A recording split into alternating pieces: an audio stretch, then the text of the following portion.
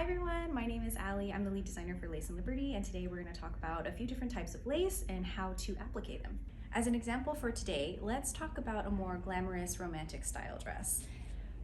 So for this dress, it's very glamorous, it's sparkly, it has some beading, really beautiful floral work. So if someone were to use this as an example of their inspiration, firstly, we would look at what type of lace is used on the dress. So for this one, there are two different types of lace. There's the feature lace on the top, which is the feature floral that has a little bit of metallic threading, it has beading, a little bit of clear sequins to really draw the eye. The second would be the one that is layered underneath the feature lace. So typically a chantilly, a very delicate French style lace, is used underneath the feature to give it a little bit more dimension and to fill in some empty gaps between the feature. We have hundreds of lace in our library, so for next steps, what I would do is choose maybe 2 or 3 or even 4 laces that I think work best for the vision based off of the details that you want. So as an example, here are a few laces that we have that have similar features to the lace.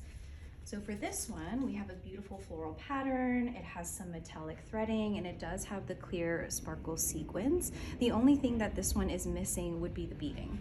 So we can either source an additional lace that has all 3 features, or we can even mix and match a few different laces to get the right effect. So this is another example of a lace. Has the floral pattern, has a little bit of the metallic in the beading, and it does have the beading. So this lace also has the floral pattern, but it has beading, and it also has the metallic feature of the original. So now that we have our options for the feature lace, our next step would be to figure out what lace to use for the base. So this is a pretty close option in terms of pattern and size of the flowers for the base chantilly. This one is a bit more concentrated, but if you wanted something that was a bit more open, less busy, we could use something like this to give it a more delicate look. When it comes to appliquing lace, there are a few key features to the lace that make it easy or not easy to applique. For an example, for laces like these, where the flowers are embroidered onto a base tulle, they're very easy to cut around and still have a base structure for the lace to be supported. In contrast, most chantillies are kind of all woven together. So when you cut around the pattern that's so delicate, it tends to look a bit frayed.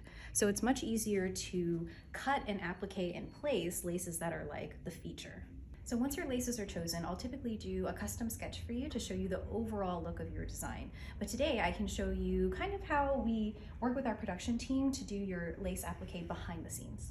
Before we do our fabric layering and applique work, we'll use this as a base structure as an example for the colorful blush lining. So the first layer we will start with is the chantilly.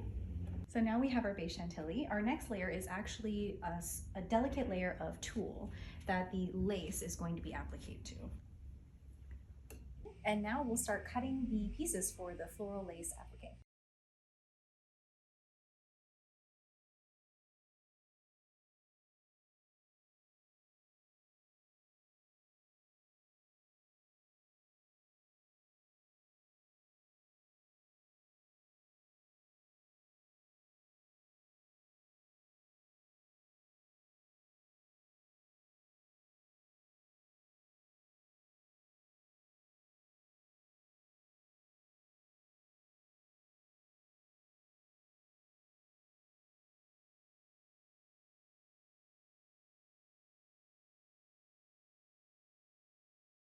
So now that we have all of our laces on, this is our initial mock-up that we share with our production team to let them know kind of the aesthetic of the dress and the inspiration of your custom design. So we'd love to work with you on your custom design. Feel free to book a free design consultation on our website, laceandliberty.com, or book an in-store appointment at our SF showroom in Noe Valley and try on some of our gowns. We hope to see you soon.